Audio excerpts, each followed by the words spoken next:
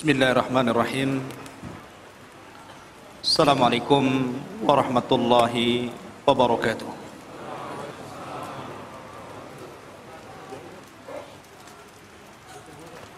Alhamdulillah, wassalatu wassalamu ala rasulillah wa ala alihi wa sahbihi wa mawalah.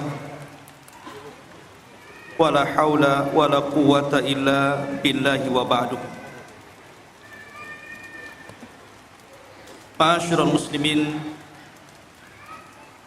jamaah sekalian yang dirahmati Allah Subhanahu wa taala.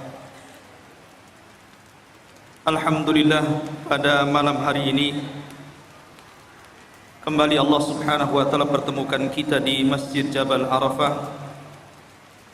Semoga Allah Subhanahu wa taala memberikan pahala kepada yang membangunnya, dan tentunya juga kita yang senantiasa memakmurkannya di masjid yang kita cintai bersama ini. Pembahasan pada malam hari ini adalah pembahasan yang cukup menarik untuk kita bahas, karena bicara tentang akidah, salah satu keimanan kita kepada hari akhir, salah satunya bicara tentang adanya Ya'juj dan Ma'juj. Tetapi kisah Ya'juj dan Ma'juj juga sangat erat kaitannya dengan seorang raja yang sangat besar, yang Al-Quran mengkisahkan walaupun hanya sedikit, yakni tentang Raja Dzulqarnain. Ma'asyiral muslimin yang dimuliakan Allah Subhanahu wa taala. Sebelum saya menceritakan tentang hubung kait antara Ya'juj dan juga Ma'juj dengan Dzulqarnain, maka saya akan urut kisah ini berdasarkan Al-Quran yang terdapat dalam Suratul Kahfi. Namun sebelumnya saya ingin menjelaskan tentang siapa sebenarnya Raja Dzulqarnain itu. Kenapa disebut Dzulqarnain? Hidup di zaman siapa dia? Kemudian apa sepak terjangnya? Dan apa hubung kait beliau dengan Ya'juj dan juga Ma'juj? Ma'asyiral muslimin yang dimuliakan Allah Azza wa Jalla, kita tahu bahwa kalau kita menceritakan kisah-kisah dalam Al-Quran, maka akan dapat pelajaran yang bisa kita petik di dalamnya. Makanya Allah Subhanahu wa taala berfirman sendiri, laqad kana fi qisasihim ibratun liulil albab.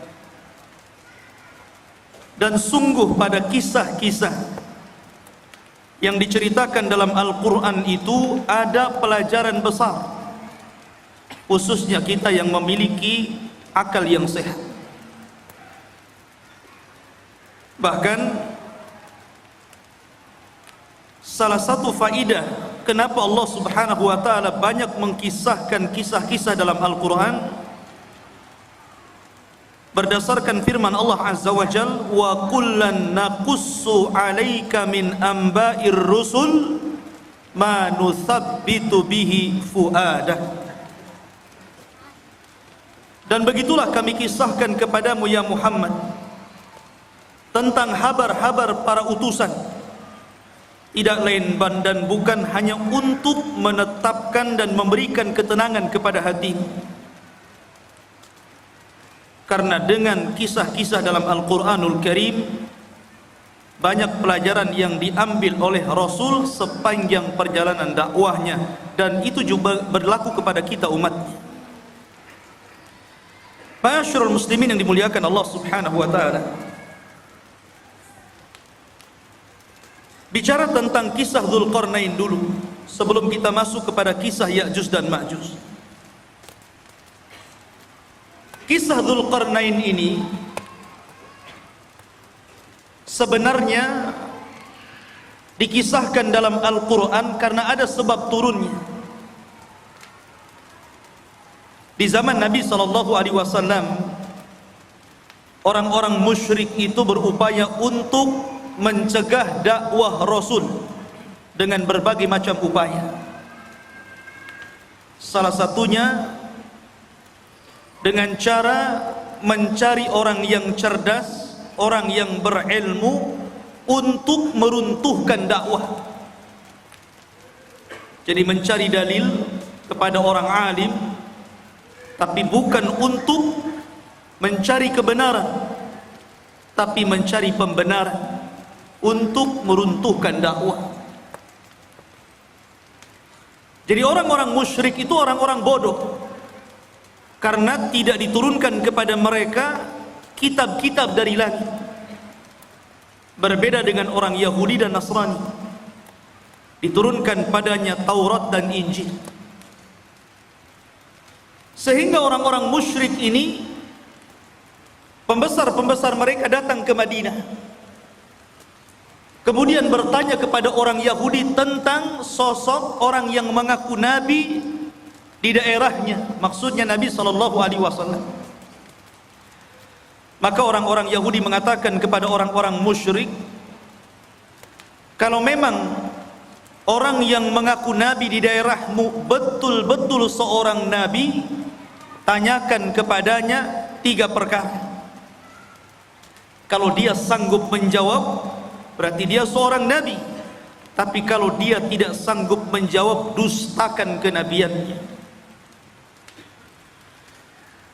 Apa 3 soalan yang akan ditanyakan, yang diajarkan orang-orang Yahudi kepada orang-orang musyrik untuk ditanyakan kepada Rasul?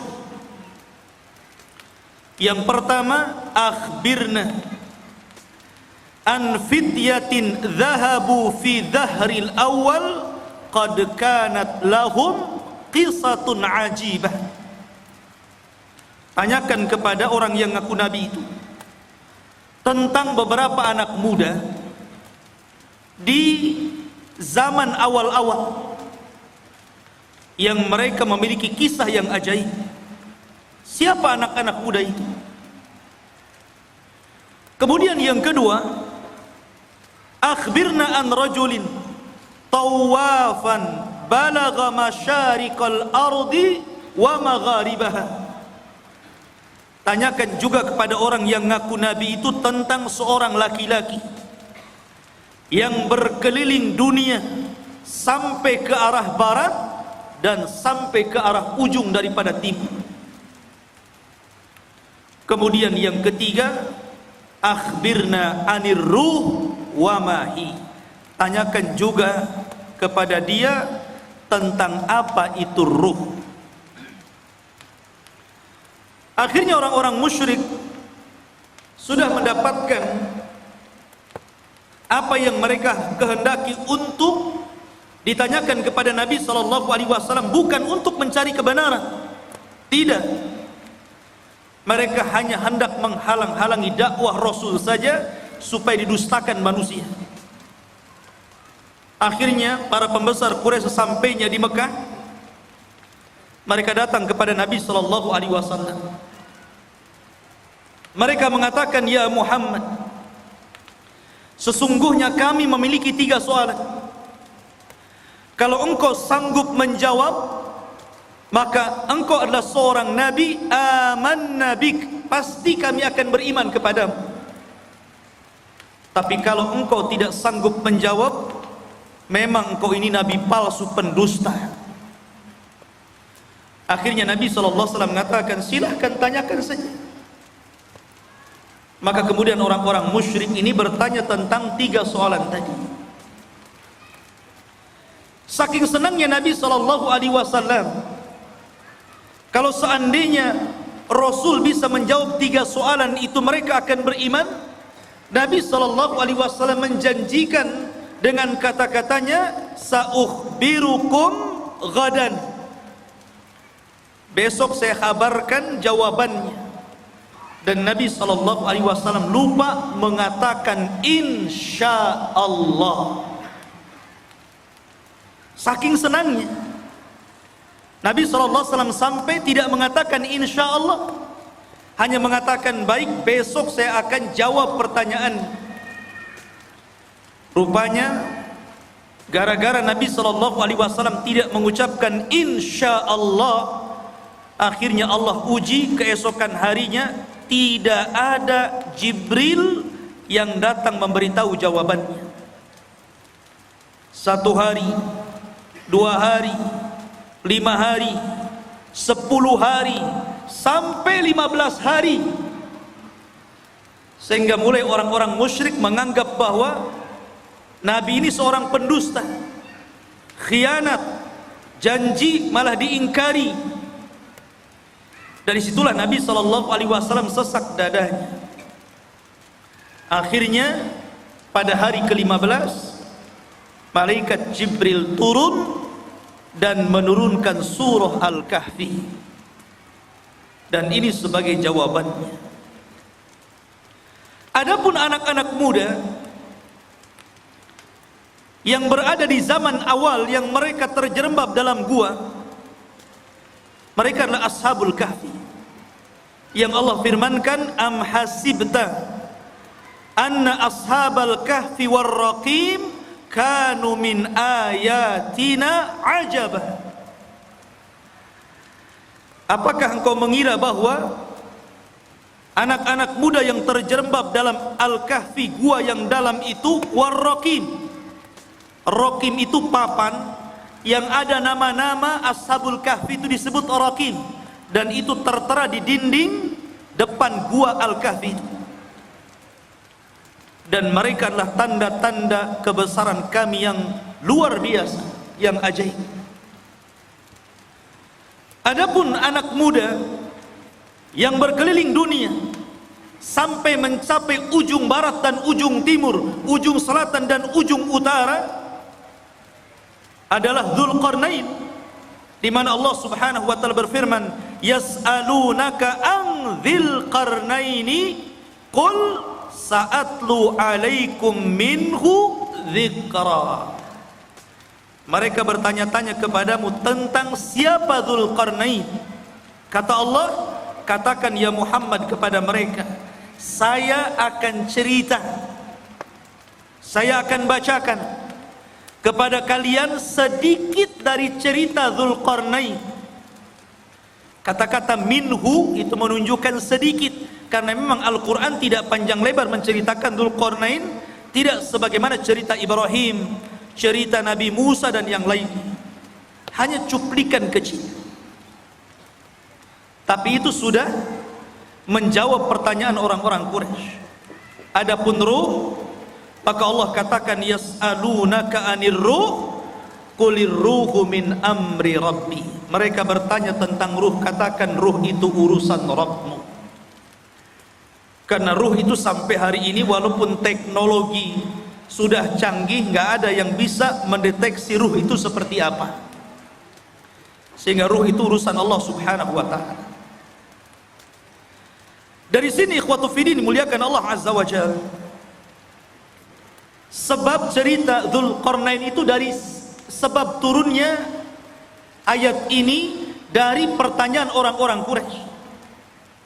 Dan subhanallah ikhwan, gaya dakwah orang-orang Quraisy itu ditiru oleh sebagian orang-orang yang tidak suka dengan dakwah. Terkadang ada orang jahil, dia ingin menghancurkan dakwah. Caranya apa? Bertanya kepada orang alim, tetapi yang tidak sepakat dengan orang alim yang hendak dijatuhkannya. Dia hanya minta fatwa saja. Setelah dapat fatwa bukan diamalkan, tapi untuk menjatuhkan lawan. Makanya banyak orang-orang alim yang alimnya itu bukan untuk memperbaiki manusia, terkadang untuk memecah belah manusia. Dan mereka adalah ulama ulama-ulama yang jelek. Ma'asyiral muslimin yang dimuliakan Allah Azza wa Jalla, cerita tentang Dzulqarnain ini menjadi khilaf para ulama. Apakah dia seorang raja? Apakah dia malaikat? apakah dia seorang wali? Karena memang kisah Dzulqarnain ini kisah yang unik sekali. Bahkan Al-Imam Qatadah rahimahullahu ta'ala mengatakan bahwa di dunia ini tidak ada penguasa yang mampu menguasai sebagian besar dunia kecuali hanya 4 orang saja, yang 2 mukmin dan 2 kafir. Pertama, yang mukmin adalah Raja Sulaiman. Sulaiman menguasai sebagian besar dunia.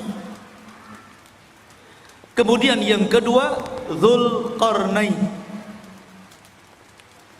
Adapun yang kafir, yang pertama adalah Namrud, dan yang kedua Bukhtun Nasr. Ada yang mengatakan Al-Iskandar Al-Maqduni, tapi yang masyhur adalah Bukhtun Nasr. Dan keduanya kafir, baik Namrud ataupun Bukhtun Nasr yang menghancurkan Palestina itu. Lah salah satunya adalah Dzulqarnain. Dia penguasa yang berhasil menguasai barat dan timur, selatan dan utara, sehingga kemudian menjadi khilaf apakah dia seorang nabi, apakah dia seorang wali, ataukah dia malaikat. Ada yang mengatakan dia adalah malaikat, tetapi pendapat ini tentu sangat jauh sekali. Ada yang mengatakan dia seorang nabi berdasarkan zahir Al-Quran, karena dia diperintah Allah untuk menyampaikan wahyu Allah. Siapa yang beriman maka akan diperbaiki, siapa yang kufur maka akan disiksa dan diazab. Dan nanti saya akan jelaskan tentang rihlah beliau. Tapi pendapat yang masyhur, dan ini pendapat yang banyak dikuatkan para ulama, seperti Asy-Syaikh Ibnu Utsaimin rahimahullahu taala, mengatakan bahwa dia adalah rajulun saleh, orang yang sangat soleh sekali, dan dia seorang raja dan penguasa dunia. Itulah Dzulqarnain. Lalu hidup di masa siapa Dzulqarnain ini? Ada yang mengatakan bahwa Dzulqarnain ini hidup di masa Nabi Khidir, bahwa Khidir pernah berjumpa dengan Dzulqarnain di Baitul Maqdis, kemudian diangkat menjadi menterinya, menjadi penasehatnya.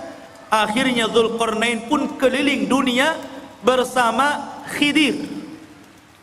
Ada yang berpendapat seperti ini, tetapi pendapat ini dibantah oleh para ulama yang banyak. Apalagi pendapat ini sampai mengatakan Khidir tidak mati sampai hari ini. Kemudian yang kedua, dan ini yang dikuatkan para ulama, juga dikuatkan oleh Imam Ibnu Utsaimin rahimahullahu taala, bahwa Dzulqarnain itu hidup di masa Nabiullah Khalilur Rahman Ibrahim alaihi salatu wassalam. Jadi ia hidup di masa Nabiullah Ibrahim. Bahkan dia pernah tawaf bersama Ibrahim dan juga Ismail di Ka'bah. Bahkan dikatakan Ibrahimlah yang menjadikan Dzulqarnain ini masuk ke dalam agama tauhid. Yang dengan itu akhirnya Dzulqarnain berdakwah keliling dunia. Ini salah satu pendapat Al-Imam Ibnu Utsaimin rahimahullahu ta'ala dalam fatwa Nur ala Darbi, di mana Ibnu Utsaimin mengatakan huwa malikun salihun kana ala ahdil khalil Ibrahim. Dia adalah raja yang saleh, hidup di masa Nabiullah Ibrahim alaihi salatu wassalam. Wa yuqalu annahu tafa ma'ahu bil baiti fallahu a'lam. Bahkan dikatakan dia pernah tawaf bersama Ibrahim di Baitullah, Allahu a'lam. Itu perkataan dari Imam Ibnu Utsaimin rahimahullahu taala. Ma'asyiral muslimin yang dimuliakan Allah Azza wa Jalla. Baik, kenapa dia disebut Dzulqarnain? Dzu itu artinya pemilik. Qarnain itu dua tanduk. Kenapa disebut pemilik dua tanduk? Ada yang mengatakan bahwa kenapa raja tersebut digelari pemilik dua tanduk atau dalam bahasa Arabnya Dzulqarnain. Pendapat yang pertama, karena dia memakai mahkota dan dalam mahkotanya itu berbentuk dua tanduk. Jadi ada tanduk dalam mahkotanya dari kanan dan kiri dari tembaga. Ada yang mengatakan disebut Dzulqarnain karena dia pernah dipukul sebelah kanannya kemudian mati dan terluka. Kemudian Allah hidupkan kembali.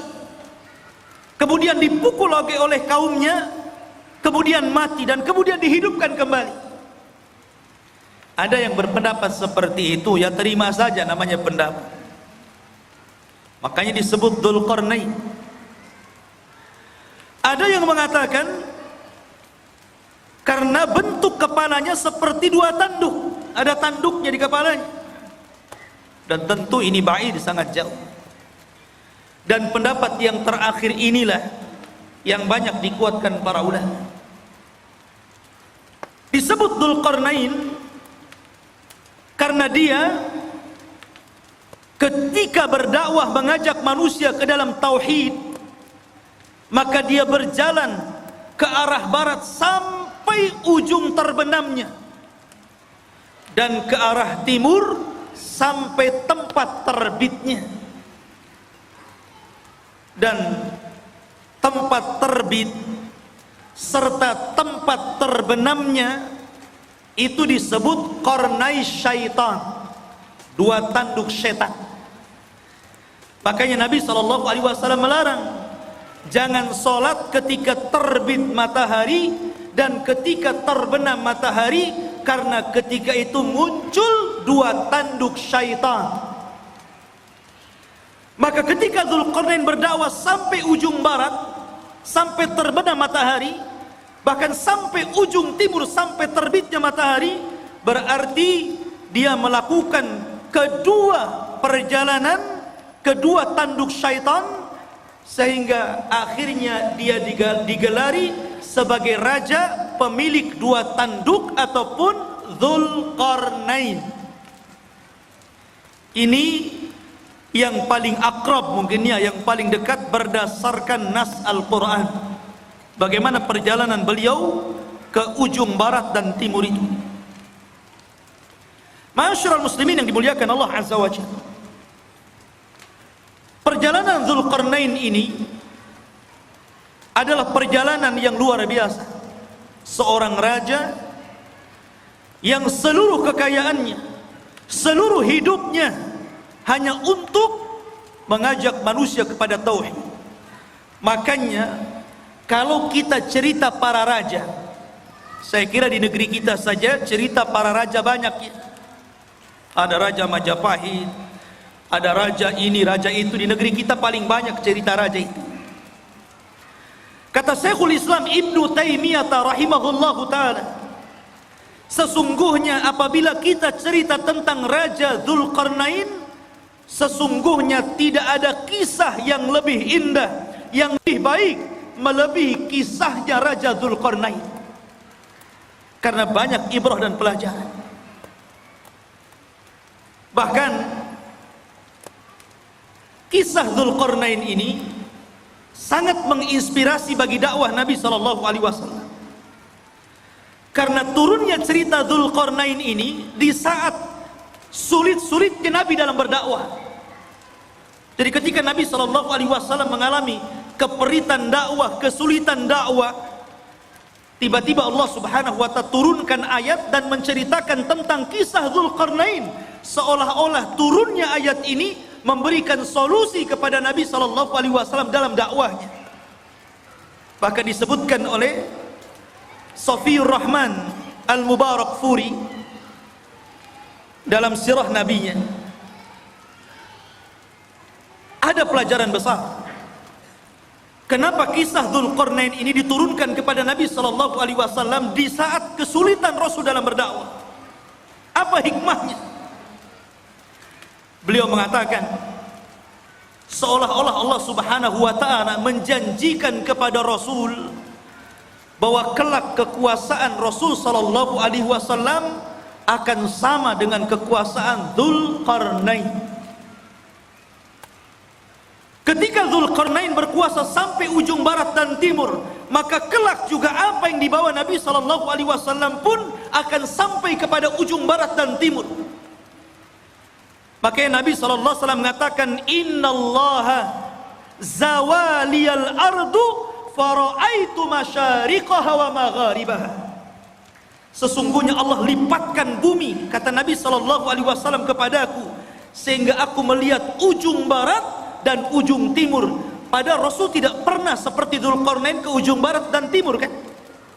Rasul tidak pernah ke Indonesia saja, nggak pernah. Ya. Tapi Nabi SAW diperlihatkan ujung barat dan timur, seolah-olah kekuasaan Nabi SAW akan sampai ke ujung barat dan ujung timur. Dan itu menjadi sebuah kenyataan. Islam hari ini berada di mana-mana.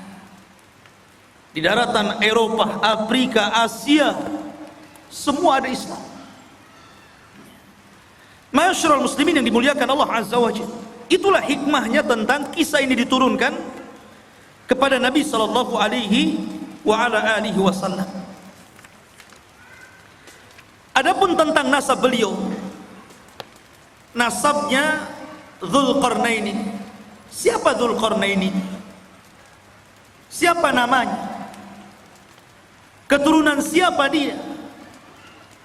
Ada yang mengatakan bahwa Dzulqarnain ini satu di antara raja-raja Yaman.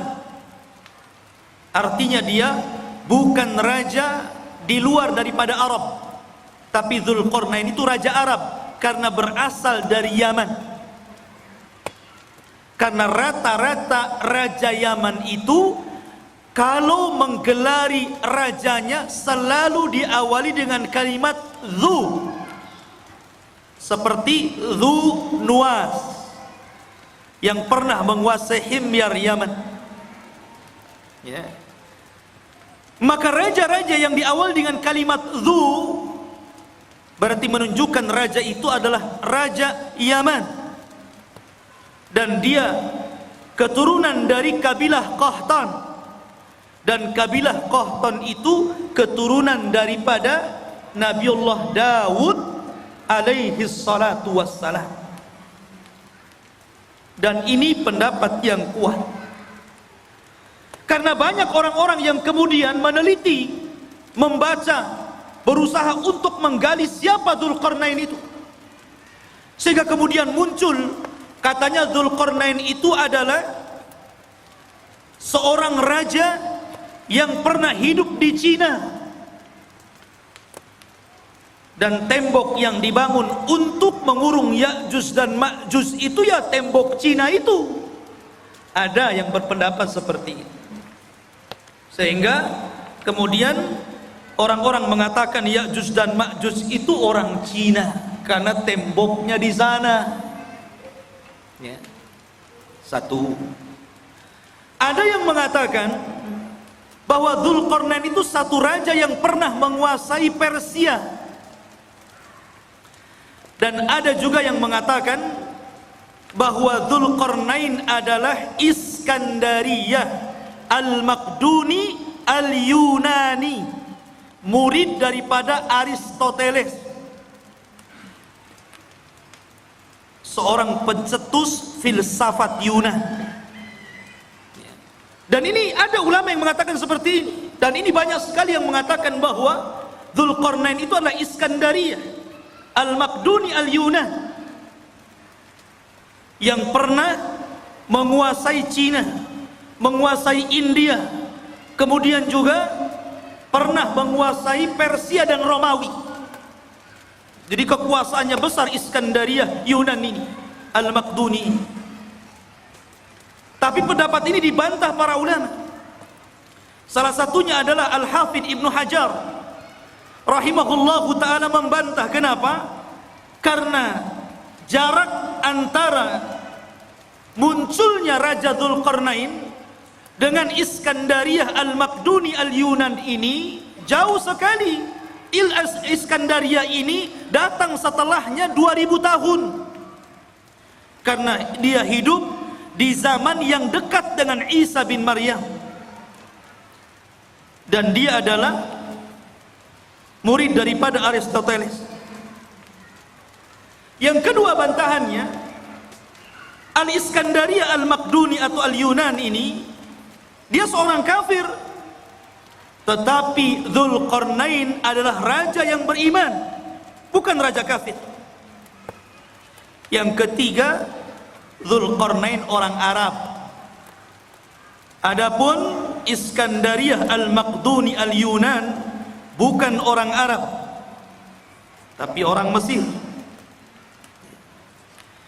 Dan inilah yang kemudian dikuatkan oleh Al-Hafidh Ibnu Hajar, Al-Hafidh Ibnu Katsir, dan juga Al-Imam Ibnu Taimiyah rahimahullahu ta'ala membantah pendapat bahwa Dzulqarnain itu adalah Raja Iskandariyah Al-Maqduni Al-Yunan, karena itu hidup di zaman mendekati Isa bin Maryam. Sementara pendapat yang kuat sebagaimana dikemukakan oleh Al-Imam Ibnu Utsaimin bahwa Dzulqarnain itu hidup di masa Ibrahim. Enggak ketemu. Dari sini Dzulqarnain Raja Iskandariyah lah. Tidak ada hubung kait antara Iskandariyah dengan Dzulqarnain.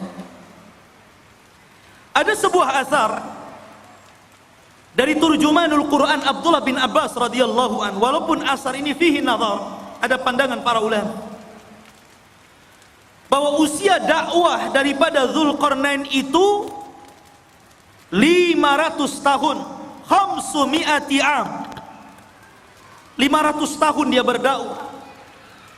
Dan wajar karena usia zaman dulu kan panjang-panjang, lain dengan usia umat sekarang. Pakai di zaman itu pernah ada seorang wanita menangisi anaknya yang meninggal. Dia menangis di kuburan karena meninggal anaknya. Saking sayangnya kepada anaknya, dia menangis di kuburan. Akhirnya dikatakan kepada ibu tersebut, "Kenapa Anda menangis wahai ibu?" Maka ibu itu mengatakan, "Ya, aku baru saja kemalangan, anakku meninggal dunia. Baru saja anakku meninggal dunia dan aku sedih karena peninggalannya." Akhirnya kemudian ditanyakan, "Berapa usia anakmu yang meninggal itu?" Maka ibu tersebut mengatakan, "Sittina sana, 60 tahun." 60 tahun masih bayi di zaman dulu. Kalau di zaman sekarang janggutnya sudah sampai pusar, dah kakek. 60 tahun dah mau mati.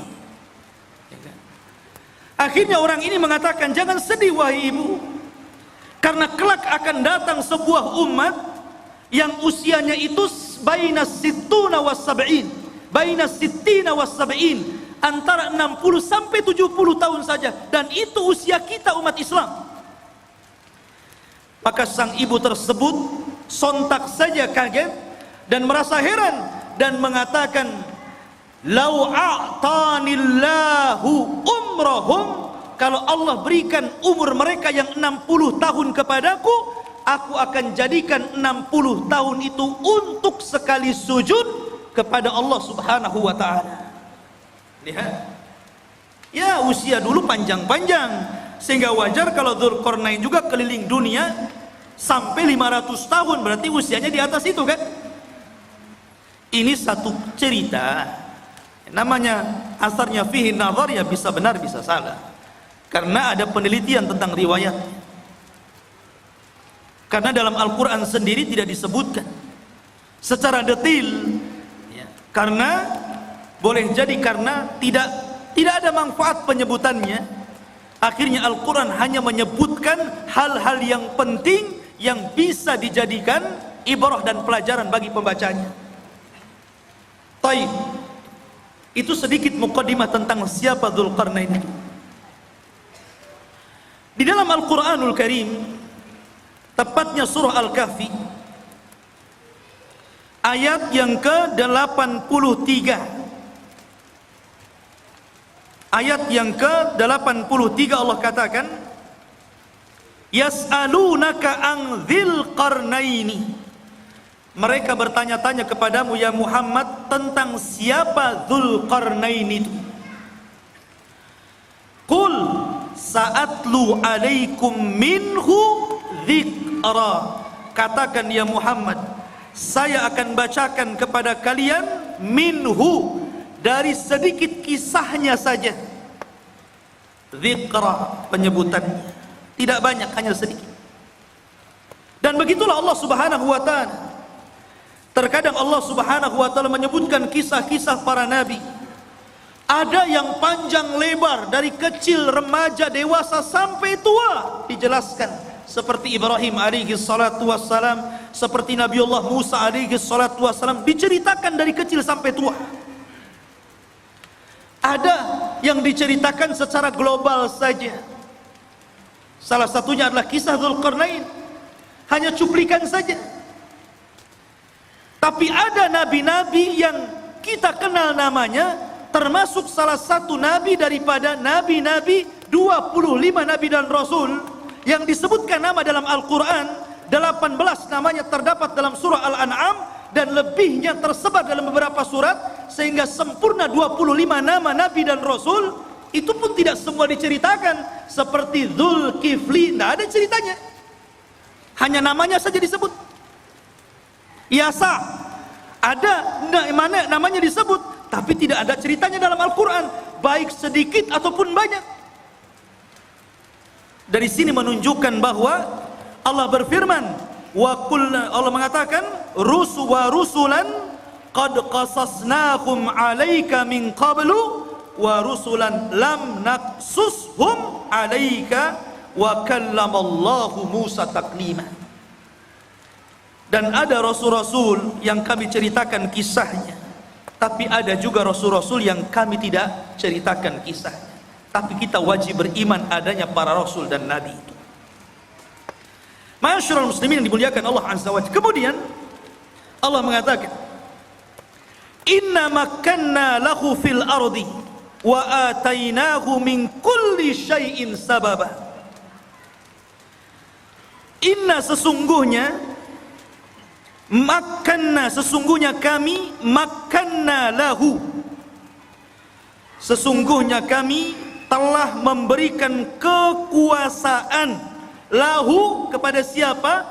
Dzulqarnain. Makkan itu artinya kekuatan, kekuasaan, kehebatan untuk menjadi raja.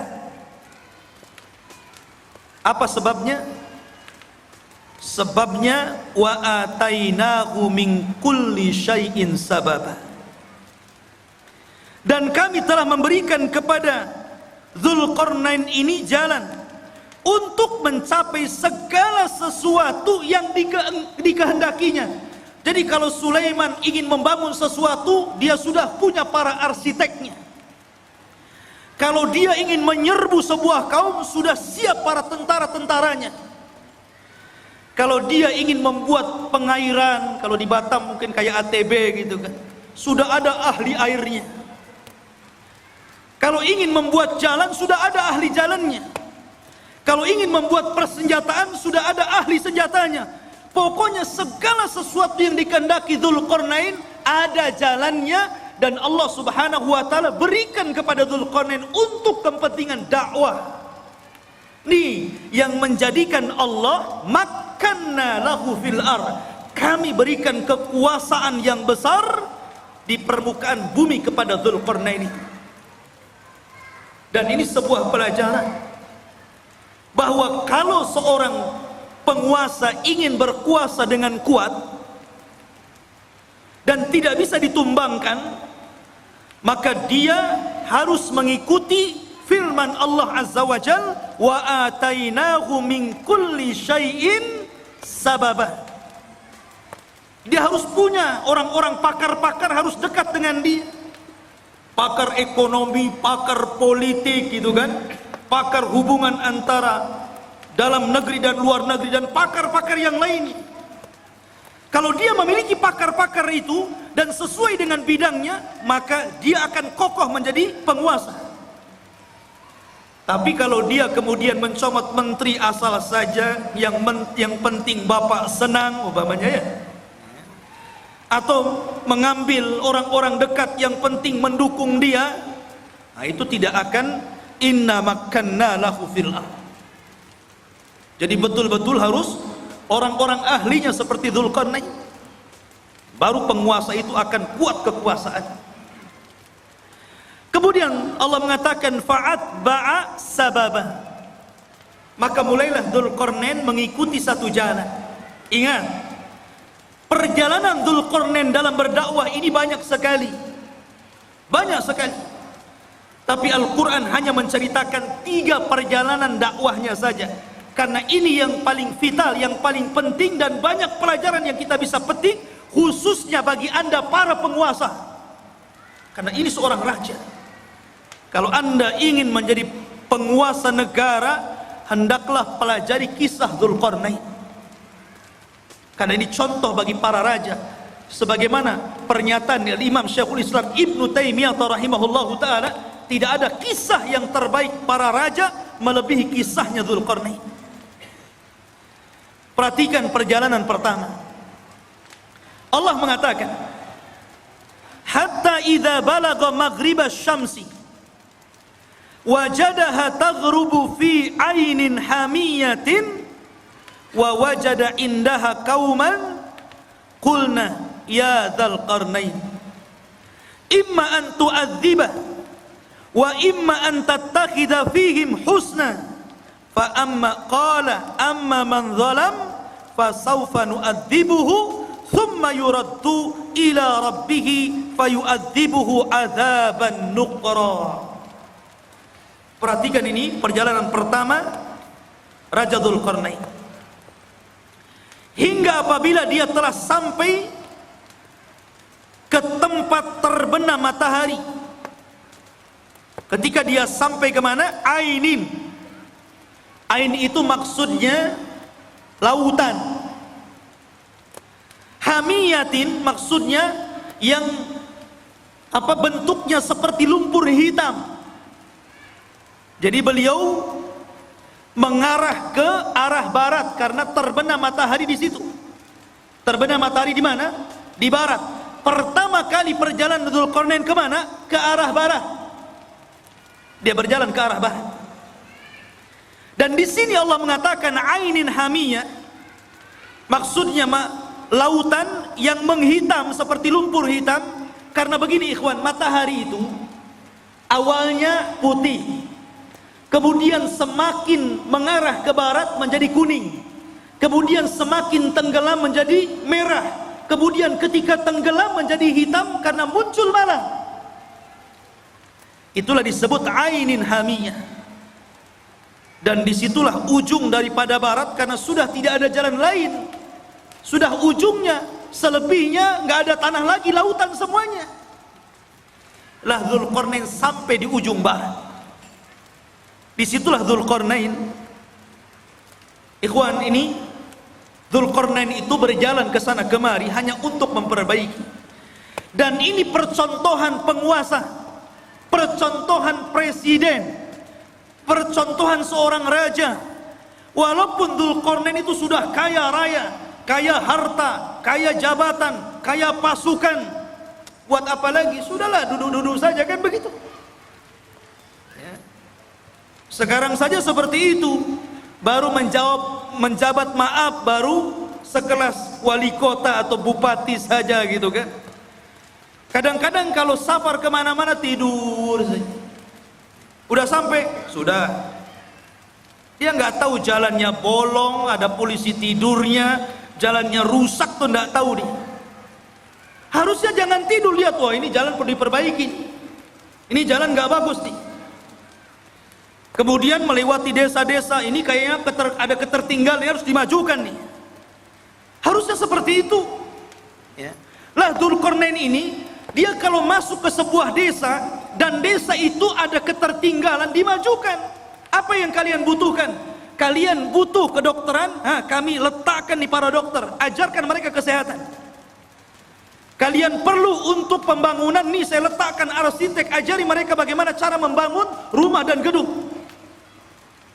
Jadi sifatnya seperti itu. Dzulqarnain ini hanya memperbaiki, kalau sudah baik tempat tersebut, daerah tersebut, diletakkan orang-orangnya, kemudian dia jalan lagi. Sampai akhirnya, sampai di ujung barat, ketemu sebuah kaum yang tidak punya agama. Kaum yang zalim, dan tidak ada kezaliman yang paling besar melainkan kesyirikan. Kaum yang sangat pendosa, melakukan keharaman, pencuri, pembunuh. Lah Dzulqarnain ini mendapatkan kaum di arah barat seperti itu. Makanya Allah mengatakan di dalam ayat ini, ya Dzulqarnaini, wahai Dzulqarnain, wahai Raja Dzulqarnain, imma an tu'adzib wa imma an tattakhidha fihim husna. Terserah engkau. Apakah engkau mau menghukum orang-orang jahat ini, orang-orang zalim ini, orang-orang yang tidak beriman ini, ataukah engkau ingin berbuat baik kepada mereka? Terserah. Maka Dzulqarnain mengatakan, amma man zalam, adapun orang yang zalim, adapun orang yang menyekutukan Allah, yang suka membunuh, yang suka mencuri, yang suka melakukan keharaman, fasawfa nu'adzibuhu, kami akan azab dia, kami akan hukum dia, thumma yuraddu ila rabbih, setelah itu kami serahkan kepada Rabbnya, fayu'adzibuhu adzaban nuqra, kelak Rabbnya akan mengadab, boleh jadi lebih dahsyat dibandingkan adabku kepada mereka. Tetapi sebaliknya, wa amma man amana wa amila salihan falahu jazaan al-husna wa sanaqulu lahu min amrina yusra. Adapun yang nurut dengan perintahku, akhirnya beriman, beramal saleh, maka mereka akan mendapatkan balasan yang baik, dan kami katakan kepadanya, dari perkara kami mudahkan segalanya. Jadi kalau memang dia mengikuti dakwah Dzulqarnain, mau mentauhidkan Allah, mau melakukan amal saleh, mau melakukan amal kebaikan, dan mengikuti arahan-arahan Dzulqarnain, maka Dzulqarnain akan membangun qaryah tersebut, daerah tersebut akan dibangun, akan difasilitasi, akan dibangun dan ditebarkan pendidikan, dakwah, pembangunan dan yang lainnya. Itulah Dzulqarnain.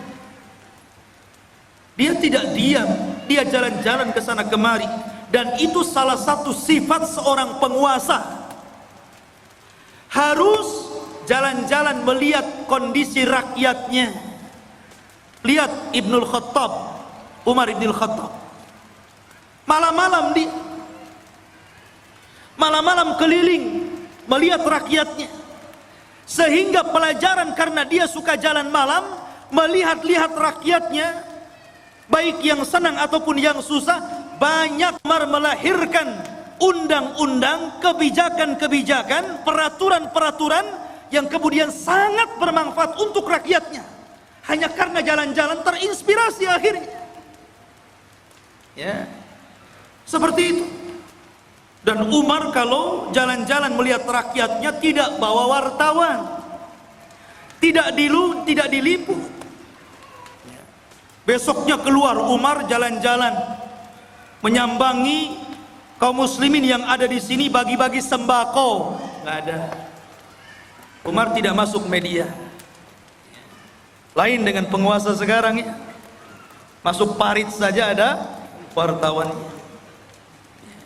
Masyarul muslimin yang dimuliakan Allah Subhanahu wa taala. Begitulah seorang raja jalan ke sana kemari. Inilah yang pertama perjalanan siapa? Dzulqarnain ke arah barat. Baru kemudian Allah mengatakan, summa atba'as sababa. Baru kemudian Dzulqarnain berjalan ke arah lain. Ke arah mana? Allah mengatakan, hatta idza balagha matli asy-syamsi sampai ketika Dzulqarnain sampai di arah terbitnya matahari. Kalau tadi terbenam kan, matahari kan terbenam itu dari atas bawah sampai terbenam, seolah-olah matahari masuk ke dalam laut. Tidak. Matahari itu tidak mengelilingi bumi. Bukan berarti dia masuk arah laut kemudian mengelilingi bumi sampai muncul di arah timur. Tidak. Sebagaimana pelajaran yang ma'ruf antum pelajari di sekolah-sekolah, matahari tidak mengelilingi bumi. Matahari itu menghadap Allah, sujud kepada Allah. Hampir-hampir dia tidak diizinkan untuk terbit dari arah timur, dan hampir-hampir terbit dari arah barat. Dan kalau sudah demikian, maka kiamat telah dekat. Lah Dzulqarnain sampai di ujung matahari terbit, akhirnya artinya arah timur, karena terbitnya matahari itu di timur. Disitulah kata Allah berfirman, wajadaha tatlu ala qaumin lam naj'al lahum min duniha sitra. Subhanallah. Maka kemudian ketika dia menempuh jalan, dia mendapatkan sebuah kaum, sekelompok umat yang kami tidak menjadikan bagi mereka sesuatu yang melindunginya dari cahaya matahari. Umat yang sangat terbelakang, gak punya rumah, gak berpakaian. Seperti mungkin di zaman sekarang kalau orang-orang primitif gitu ya, orang-orang yang hidup di daerah Amazon, jangan jauh-jauh ke Amazon ya, di Indonesia saja banyaknya. Seperti ada seorang dai yang belusukan ke hutan-hutan di daerah timur itu ya, akhirnya masuk Islam gara-gara pakai sabun. Itu pernah ceritanya dengar ya? Masuk Islam gara-gara sabun. Gak pakai baju. Lah Dzulqarnain ketemu umat yang seperti itu gak pakai baju, mungkin hanya pakai koteka saja gitu ya. Dan subhanallah, tidak punya rumah. Kaum itu tidak ada rumah. Mereka tidur sembarangan gitu kan, kadang di bawah pohon. Tidak punya rumah. Bukan berarti tidak bisa membangun rumah. Belum sampai ilmu kepada mereka bahwa mereka itu perlu rumah dan bagaimana cara membangunnya, nggak tahu itu masalahnya. Dan mereka juga tidak pakai baju, tidak pakai celana, auratnya tampak. Bukan berarti sebelum orang-orang itu sebelumnya manusia telanjang, tidak. Karena Nabi yang pertama kali mengajari untuk menjahit siapa? Nabi Idris. Dialah Nabi yang pertama kali mengajari umat untuk menjahit pakaian. Nabi Idris. Tapi bukan berarti sebelum Idris sampai kepada Adam telanjang, tidak. Pakai baju juga, cuman mereka bajunya ditempel-tempel, ditali-tali gitu saja, tidak dijahit. Lah di zaman Idris itulah mulai ada jahitan, mulai dijahit sininya, dijahit sananya, sampai hari ini berbagai macam ragam, sampai muncul tailor-tailor kan gitu. Tapi yang pertama kali menjahit siapa? Idris. Lah di zaman Dzulqarnain ini ada kaum dari arah timur itu nggak pakai apa-apa, auratnya nampak, nggak punya rumah, kasihan. Ya. Kemudian kadzalika wa qad ahadna bima ladaihi khubra. Kadzalika, begitulah sesungguhnya ilmu kami meliputi segala apa yang ada padanya. Maknanya akhirnya Allah Subhanahu wa taala menjelaskan bagaimana Dzulqarnain diberikan kemampuan oleh Allah untuk memperbaiki umat itu. Pelan-pelan Dzulqarnain mengajarkan bagaimana cara membuat rumah, kemudian bagaimana cara berpakaian, kemudian diajak untuk beriman kepada Allah. Akhirnya mereka pun beriman kepada Allah lewat dakwah Dzulqarnain. Dari sini menunjukkan bahwa kekuasaan itu dicapai untuk dakwah. Jangan antum memilih penguasa kalau tidak ada kepentingan kepada agama. Itu catatannya. Kalau antum hendak memilih penguasa, cari penguasa yang condong ke dalam Islam, yang mau memperjuangkan Islam, yang mau mengangkat harkat derajat para ulama dan orang-orang yang cinta para ulama. Siapa penguasa yang dekat dengan Islam, memperjuangkan Islam, kita pilih. Begitu. Itu barometernya. Kita tidak mengatakan si A ataupun si B, satu ataupun dua, tidak. Pokoknya siapa di antara penguasa itu, oh yang satu ini kalau jadi Islam remek nih, Islam akan diganti nih.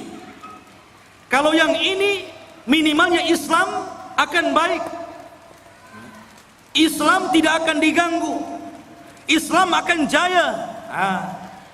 Kita pilih yang cenderung dengan agama. Karena memang kekuasaan itu alat untuk berdakwah. Itulah Dzulqarnain, dijadikan alat kekuasaannya untuk berdakwah dalam rangka mentauhidkan Allah, mengajak manusia ke jalan Allah Subhanahu wa ta'ala. Harusnya seperti itu. Kemudian yang ketiga, dan ini inti pembahasan kita, Allah Subhanahu wa ta'ala berfirman, "Tsumma atba'a sababa." Kemudian Dzulqarnain memilih jalan yang selanjutnya, setelah ke barat, kemudian ke timur, sekarang ke utara atau ke selatan. Tapi Allah tidak mengatakan utara atau selatannya, antara dua arah itu. Cuman Allah mengatakan hatta idza balagha baina saddaini wajada min dunihima qauman la yakaduna yafqahuna qaula.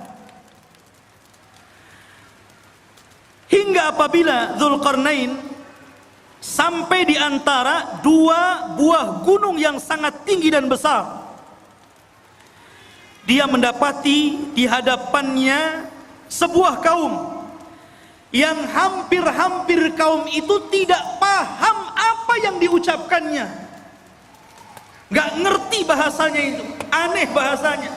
Mungkin bahasa kita ini bahasa planet, ngomong apa nih, saya nggak paham. Kita aja di Indonesia, kadang-kadang dialognya orang Jawa dengan orang Medan itu beda kan? Beda, kadang-kadang orang Medan nggak paham bahasa Jawa, orang Jawa nggak paham bahasa Medan. Sampai saya dengar iklan di radio itu kan aneh-aneh. Beli es pak, kata orang Jawa, sampun telas. Iya segelas katanya. Bilang sampun telas, dibilang satu gelas. Boten enten, ya pakai santen gitu. Wong Medan, oh kok tahu kamu saya orang Medan gitu. Ya, kadang-kadang nggak nyambung tuh. Ya. Itu dialog Jawa dengan Medan nggak nyambung tuh. Sampai dijelaskan oleh Imam Ibnu Katsir dalam Bidayah wan Nihayah, sampai Dzulqarnain itu untuk memahami bahasa orang itu memerlukan 10 penerjemah. Dari satu bahasa ke bahasa berikutnya, dari bahasa berikutnya, sampai 10 bahasa, 10 penerjemah. Baru Dzulqarnain paham, oh iya maksudnya apa, baru tahu dia. Bahasanya susah dipahami. Ya. Rupanya Dzulqarnain paham keinginannya. Apa keinginannya? Dikemukakan dalam Al-Quran. Qalu, mereka berkata, ya Dzulqarnain, inna Ya'juj wa Ma'juj mufsiduna fil ard, fahal naj'alu laka kharjan ala an taj'al bainana wa bainahum sadda. Ini keinginannya. Dan ini erat kaitannya dengan kisah Ya'juj dan Ma'juj. Dan inilah kisah Dzulqarnain yang ada hubungannya dengan kita kaum muslimin. Kisah yang terakhir ini, pertemuan Dzulqarnain dengan kaum yang terakhir ini adalah kisah yang sangat erat kaitannya dengan kita kaum muslimin. Karena kita ini umat yang ada di akhir zaman. Kenapa kita ini umat yang ada di akhir zaman?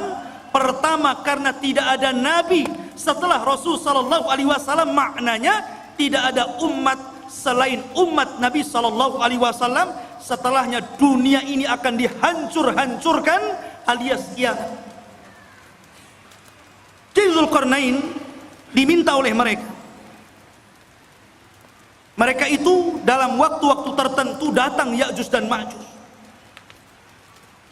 Mereka membuat kerusakan, membunuh, membantai, merampok, memperkosa, melakukan anarkis. Mereka brutal, mereka bengis. Makanya kelak di akhir zaman, fitnah Ya'juj dan Ma'juj itu berbeda dengan fitnah Dajjal dan fitnah keluarnya binatang dari perut bumi. Kalau Dajjal fitnahnya apa? Fitnahnya agama. Dia dikeluarkan oleh Allah itu untuk memfitnah agama kita, karena dia awalnya ngaku nabi, berakhir ngaku Tuhan. Dajjal tidak akan membunuh kita kalau kita menuhankan dirinya, kecuali kalau kita kufur kepada ketuhanan Dajjal, baru dia bunuh kita. Tapi kalau kita beriman kepada Dajjal, justru disenangkan sama Dajjal. Antum mau apa? Diberi oleh Dajjal. Adapun fitnahnya binatang melata yang akan keluar dari perut bumi, dia tugasnya hanya stempel saja. Ketemu orang kafir, di stempel jidatnya, di stempel hidungnya, kemudian gosong, menunjukkan alamat dia kafir. Ketemu orang yang beriman, di stempel dahinya, bercahaya, menunjukkan dia mukmin. Ketika itu tidak ada nama, semua dilupakan dari namanya. Saya Abu Meros, saya nggak tahu siapa saya. Sehingga akhirnya orang itu hanya menyebutkan dari tanda yang ada di mukanya, mukmin dan kafir, dan tidak tersinggung. Ya. Mau kemana min gitu? Oh, mau ke sawah fir. Itu saja. Gak tersinggung. Kalau sekarang dikafir-kafirkan orang tersinggung. Enak saja kau kafir-kafirkan saya. Tapi zaman itu tidak. Lah fitnahnya Ya'juj dan Ma'juj itu beda. Ini brutal ini. Dia hanya taunya merusak bumi saja, membunuh dan membunuh. Bahkan di akhir zaman bukan hanya membunuh, tapi memakai bangkai orang yang dibunuhnya, kanibal. Jadi dahsyat fitnahnya ini. Makanya kaum ini sangat merengek kepada Dzulqarnain, minta tolong agar Dzulqarnain memisahkan mereka dengan Ya'juj dan Ma'juj ini. Makanya dia mengatakan, ya Dzulqarnain, wahai Dzulqarnain, inna Ya'juj wa Ma'juj, sesungguhnya Ya'juj dan Ma'juj itu mufsiduna fil ard, dia merusak bumi. Kata para ulama mentafsirkan ketika memaknai apa yang dimaksud merusak di situ, ada yang mengatakan yang dimaksud merusak di situ adalah sebagaimana yang dikatakan Wahab ibn Munabbih, bahwa mereka yaf'aluna amala qaumi Lut. Pertama, mereka itu kaum yang homoseksual. Ini kata-kata Wahab ibn Munabbih. Jadi kalau sekarang ada orang yang terjangkit penyakit homoseksual, berarti pengikut Ya'juj dan Ma'juj. Itu menurut Wahab ibn Munabbih. Ingat tuh, jangan sekali-kali mendukung LGBT. Itu perilakunya Ya'juj Ma'juj itu. Tapi jangan antum katakan, tuh lihat Ya'juj Ma'juj tuh. Tengok orang banci, hati-hati ada Ya'juj Ma'juj. Boleh. Ini menjelaskan bahwa kerusakan dalam ayat Al-Kahfi tadi, menurut Wahab ibn Munabbih, mereka merusak bumi, artinya mereka melakukan amalan kaum Lut. Dan ini tentu sangat jauh penafsiran seperti ini. Ada yang mengatakan seperti Atha Al-Khurasani mengatakan, annahum kanu yaqtulun, mereka suka membunuh. Dan juga dikatakan Muqatil ibn Sulaiman, annahum kanu ya'kulunan nas, mereka membunuh dan memakan orang yang dibunuhnya, kanibal. Menurut Muqatil ibn Sulaiman. Dan boleh juga digabungkan tiga-tiganya. mereka suka melakukan amalan kaum Lut, dan mereka suka membunuh, membantai, dan mereka juga kanibal, memakan orang yang dibunuhnya, alias kanibal. Itulah kerusakannya Ya'juj dan Ma'juj. Ada orang makan orang? Di zaman sekarang kan ada juga ya. Di YouTube itu daerah mana itu? Pasar jual beli daging orang. Ngeri juga ya. Khawatu fini muliakan Allah Azza wa Jalla. Maka mereka mengatakan, fahal naj'alu laka kharjan, bagaimana kalau kami sediakan upah untukmu wahai Dzulqarnain, ala an taj'al bainana wa bainahum saddan, agar kau jauhkan kami dengan mereka, buatkan benteng, karena mereka datang dari sana, buatkan benteng supaya mereka tidak menyerang kami lagi. Subhanallah. Mereka siap menyediakan upah kepada Dzulqarnain. Buat apa? Dzulqarnain ini sudah kaya, pasukannya banyak, orangnya cerdas, berilmu, dan Allah berikan segala sesuatu keinginannya. Buat apa upah? Makanya Dzulqarnain mengatakan, dengan mengatakan kepada mereka, qala ma makkani fihi rabbi khairun, tidak usah, nggak perlu kalian memberikan upah. Apa yang telah Allah berikan dari kekuasaan dan kekuatan ini sudah cukup untukku. Ini kebaikan, anugerah, nikmat yang luar biasa. Nggak perlu. Nih, seorang raja harus seperti itu. Jangan menyusahkan masyarakat. Harus memberikan kesenangan kepada masyarakat. Ma'asyiral muslimin yang dimuliakan Allah Azza wa Jalla. Tetapi Dzulqarnain hanya mengatakan, fa'inuni bikuwatin aj'al bainakum wa bainahum radma, tetapi tolong bantu aku, sediakan orang-orang kuat di antara kalian untuk kerja bakti bersamaku. Nanti aku akan jadikan antara kalian dengan Ya'juj dan Ma'juj itu dinding pemisah, supaya dia tidak menyerbu kalian lagi.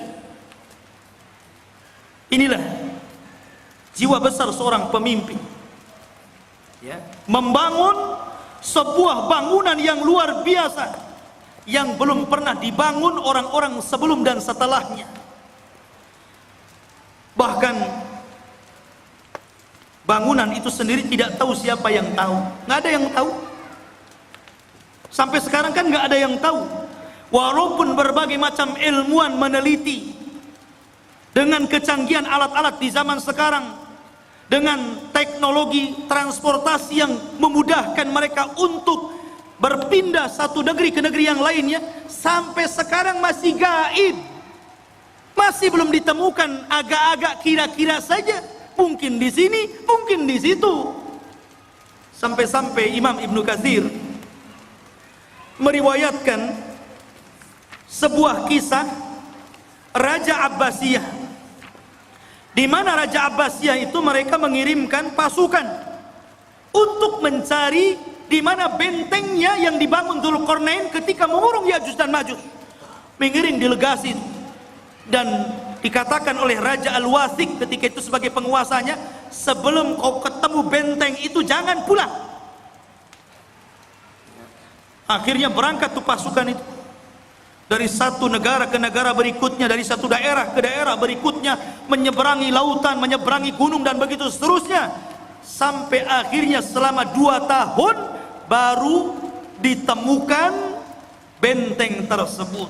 Tapi Ibnu Katsir sendiri tidak menyebutkan sanad riwayatnya, sehingga tidak bisa dijadikan pegangan kisah ini.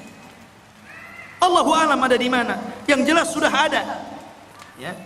Walaupun sebagian para ulama seperti Lajnah Daimah dan juga Syekh bin Baz rahimahullahu taala, ketika ditanya tentang di mana sebenarnya benteng yang dibangun Dzulqarnain itu, yang mengurung padanya Ya'juj dan Ma'juj dan akan keluar di akhir zaman,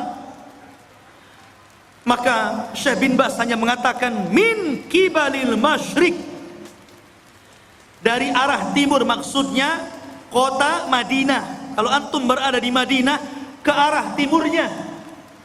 Kemudian diisyaratkan ke daratan Cina, ke daratan Cina. Ya. Ada yang mengatakan bahwa benteng itu terletak di daerah daratan Armenia. Ada yang mengatakan Azerbaijan di daerah Georgia, ya. Itu sebagian ulama mengatakan seperti itu.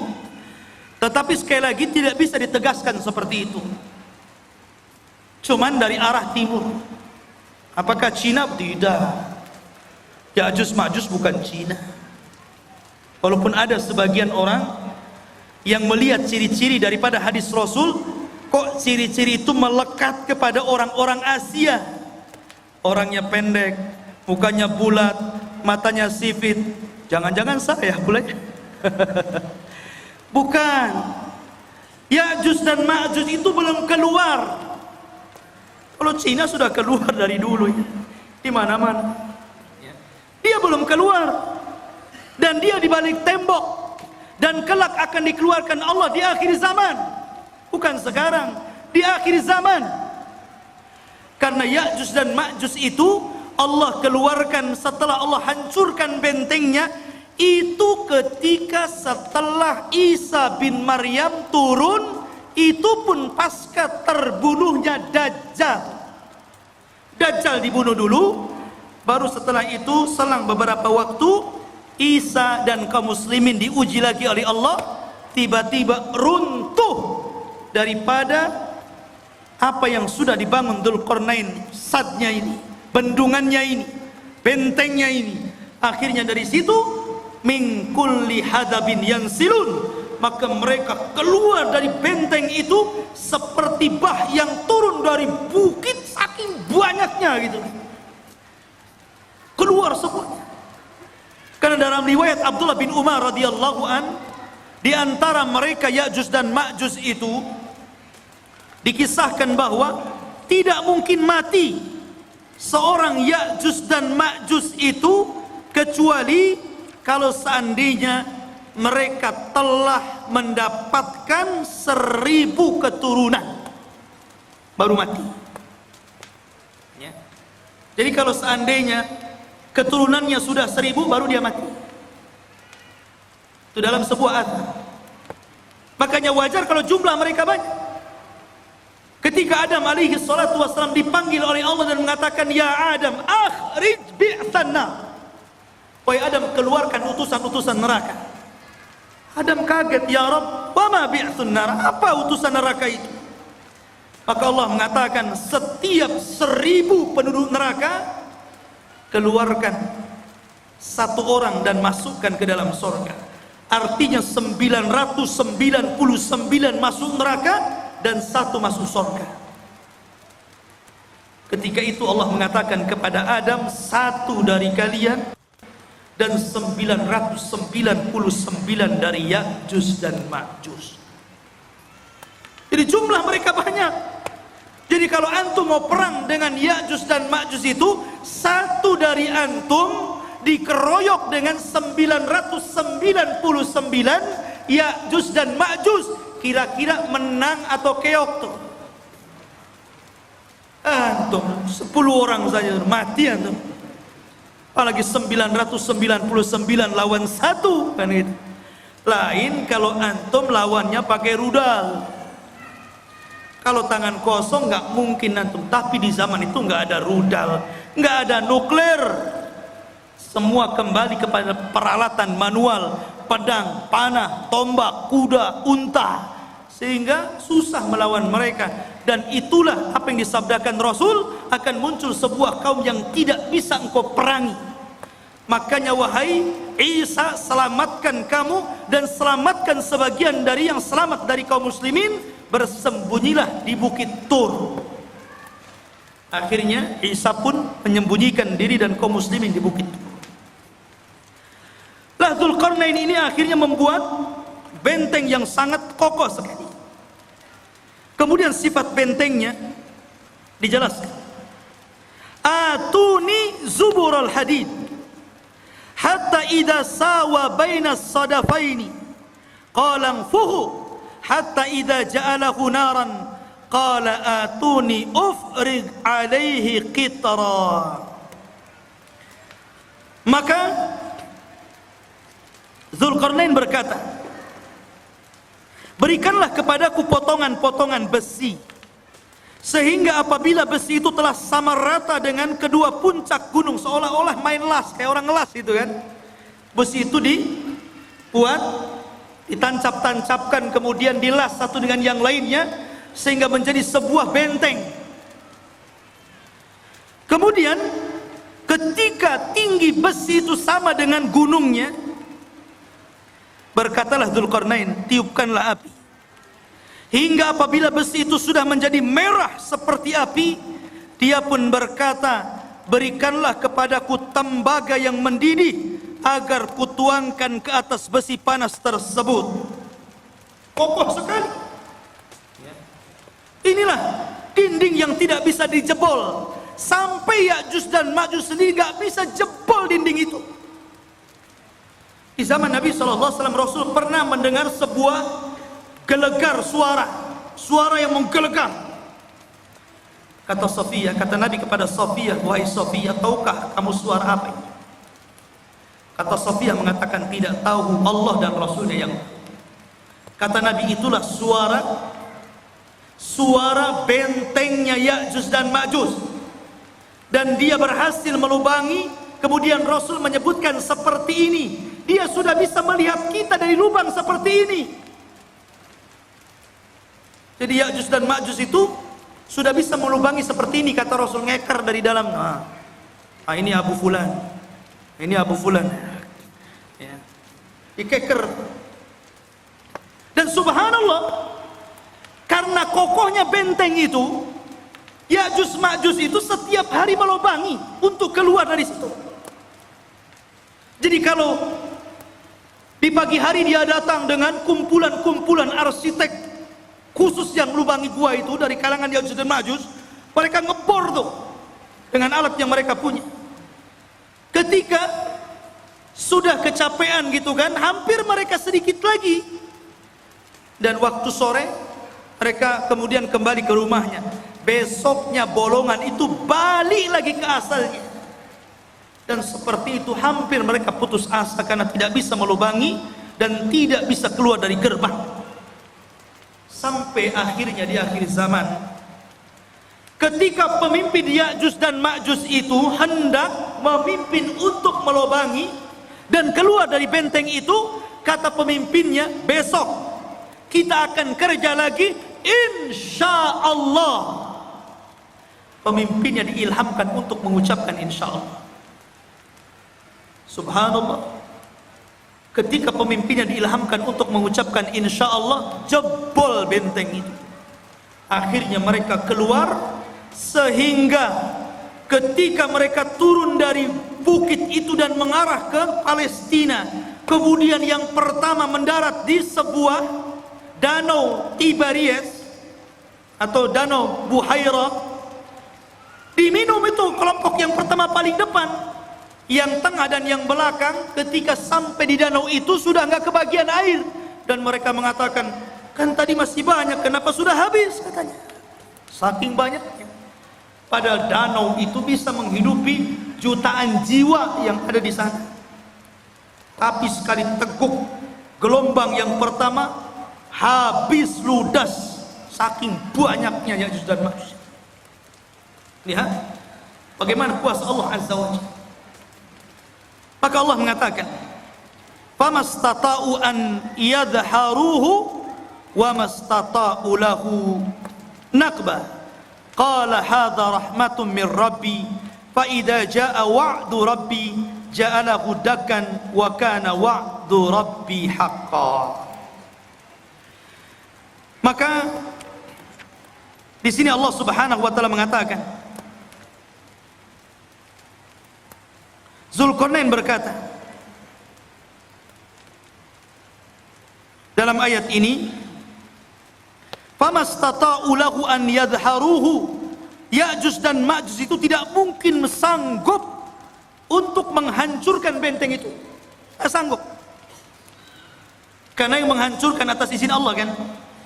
Jadi tidak ada yang sanggup kecuali Allah Azza wa Jalla, dan itu pun atas kehendak Allah Subhanahu wa taala. Makanya Dzulqarnain mengatakan hadza rahmatun min rabbi, ini semua karena rahmat Allah subhanahu. Dengan kecerdasan Dzulqarnain, kebesaran Dzulqarnain, banyaknya pasukan yang dimiliki Dzulqarnain, ilmu yang dikuasai Dzulqarnain, tetap dia mengatakan ini rahmat dari Allah. Ya, tawadu, rendah diri, masih mengakui rahmat ini datang dari Allah. Jangan seperti Qarun yang mengatakan innama utitu min ilmin indi, kekayaan ini datang dari ilmu yang saya miliki, katanya. Jangan seperti Qarun. Dzulqarnain tetap mengatakan ini rahmat dari Allah subhanahu wa ta'ala. Ma'asyiral muslimin yang dimuliakan Allah azza wa jalla, itulah kilasan daripada cerita Dzulqarnain. Sedikit kita cerita tentang Ya'juj dan Ma'juj. Ya'juj dan Ma'juj adalah keturunan daripada salah satu putra Nuh alaihi salatu wassalam, namanya Yafis ibn Nuh. Nuh memiliki 4 putra, Ham, Syam, Yafis, Kan'an. Tapi Kan'an kafir dan tidak masuk ke perahu, akhirnya mati diterjang ombak dan tufan. Sehingga yang selamat adalah Ham, Syam dan Yafis. Dari keturunan Syam inilah lahir para nabi dan rasul. Dari keturunan Ham ini lahirlah orang-orang yang berkulit hitam. Dan dari keturunan Yafis inilah lahir bangsa Asia, salah satunya kabilah Ya'juj dan Ma'juj. Salah satu dari keturunan kabilah Yafis adalah Ya'juj dan Ma'juj, dan semuanya masuk neraka. Tidak ada yang masuk surga. Ya, karena mereka diciptakan untuk membuat fitnah, sama dengan Dajjal. Ya, ma'asyiral muslimin yang dimuliakan Allah azza wa jalla, kalau kita tahu bahwa Ya'juj dan Ma'juj adalah keturunan Yafis ibn Nuh, dari sini maka kita katakan Ya'juj dan Ma'juj itu manusia, bukan binatang, apalagi tumbuh-tumbuhan. Dia manusia dan bukan jin. Karena sebagian para ulama mengatakan, sebagaimana dinukilkan oleh sebagian para ulama, seperti dikatakan Ka'ab al-Akhbar. Ka'ab al-Akhbar ini seorang ulama yang masuk Islam di zaman Umar ibn al-Khattab. Kunyahnya Abu Ishaq, dan dia banyak menukilkan ilmu ahli kitab, dan dia banyak diterima riwayatnya. Ada beberapa riwayat yang ditolak karena Israiliyat. Salah satu kisah Israiliyatnya, Ka'ab al-Akhbar mengatakan bahwa Ya'juj dan Ma'juj itu terdiri dari 3 golongan. Kelompok yang pertama tingginya seperti Syajaratul Aruz. Syajaratul Aruz, pohon aruz ini pohon yang sangat tinggi, seperti pohon mangga yang ada di Lubnan. Jadi Ya'juj dan Ma'juj itu raksasa karena tinggi, seperti pohon aruz katanya, yang ada di Lubnan, ma'ruf, setinggi pohon kelapa gitu. Jadi kalau muncul sekali nginjak kayak gempa, blok blok blok gitu. Itu satu golongan. Yang kedua, ada dari Ya'juj dan Ma'juj itu kelompok yang beda. Dia memiliki tingginya 4 hasta dan lebarnya 4 hasta. 1 hasta itu setengah meter. Kalau 4 hasta berarti 2 meter. Tingginya 2 meter, lebar badannya 2 meter. Otak. Ya kan? Tinggi 2 meter, badan 2 meter, 4 persegi namanya. Ya. Sepompok. Kemudian yang ketiga, katanya dia adalah makhluk yang memiliki 2 telinga yang lebar. 1 telinganya untuk mencari mangsa, dan 1 telinganya untuk selimut badannya ketika tidur. Saking lebar telinganya itu. Semana itu bentuknya. Ini Satu pendapat dari Ka'ab al-Akhbar. Ada juga pendapat dari Abdullah bin Abbas radhiyallahu an mengatakan, Ya'juj dan Ma'juj itu bukan besar, tapi dia orang kerdil. Ada satu kelompok itu tingginya cuma 1 jengkal, ada yang 2 jengkal, paling tinggi 3 jengkal. Segini, tinggal ditendang saja. Itu satu pendapat. Tapi yang jelas bahwa ini hanya ijtihad para ulama. Pendapat yang kuat kita mengambil berdasarkan zahir hadis. Ketika Nabi SAW menjelaskan tentang ciri-cirinya, bahwa dia adalah dzulful unub, pesek hidungnya, sigharul uyun, sipit matanya, kemudian wujuhuhum kal mijanil mutraqa, wajahnya seperti tameng bulat gitu kan. Kemudian juga disyaratkan seperti bangsa Turuk, bangsa orang-orang Mongol. Kayak kita lah persis mukanya, ya kan? Jadi dia manusia, ya, bukan seperti yang diceritakan Ka'ab al-Akhbar atau riwayat daripada Ibnu Abbas radhiyallahu anhu. Tapi dia manusia yang akan keluar, tapi manusia kanibal, manusia beringas, manusia sadis, barbar. Oh, jadi dia taunya membunuh saja. Makanya ketika benteng itu dihancurkan, maka mereka menyerbu setiap kampung. Ya ummul arda, mengelilingi bumi sampai mungkin ke Batam juga tuh. Ya tuh. Ya. Itu semua orang-orang di luar jenisnya itu dibunuh, dibantai. Sehingga ketika itulah Allah memerintahkan kepada orang-orang yang beriman dan Nabi Isa alaihi salatu wassalam agar bersembunyi saja, jangan dilawan karena tidak akan menang. Sehingga ketika Ya'juj Ma'juj merasa mereka sudah membantai seluruh umat manusia yang ada di bumi, dan mereka merasa sudah yakin membantai semuanya, mereka pun sombong dan mereka mengatakan, qad qatalna man fil ard sanaqtuluhu man fis sama. Kami sudah membunuh orang yang ada di bumi, sekarang giliran kau yang ada di langit, sekarang ku bunuh kalian, katanya. Akhirnya mereka mengarahkan tombak dan panahnya ke langit. Kemudian dilesatkan tombak dan panahnya itu, subhanallah, merupakan sebuah tanda-tanda kebesaran Allah. Sekarang ikhwan, kalau antum lempar panah ke langit, sampai mana kekuatan antum melempar itu? Walaupun rudal sekalipun sampai mana coba? Ada batasnya kan? Tapi oleh Allah sengaja disedot panah itu. Jadi panahnya itu terus disedot sengaja sampai ke dalam awan, sampai dah nggak kelihatan lagi.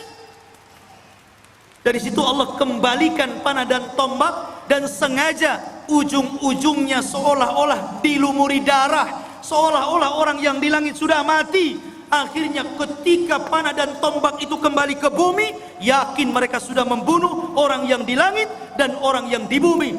Lengkaplah kesombongan mereka. Dari situlah, karena kesombongan mereka lah akhirnya Allah subhanahu wa ta'ala menghancurkan mereka.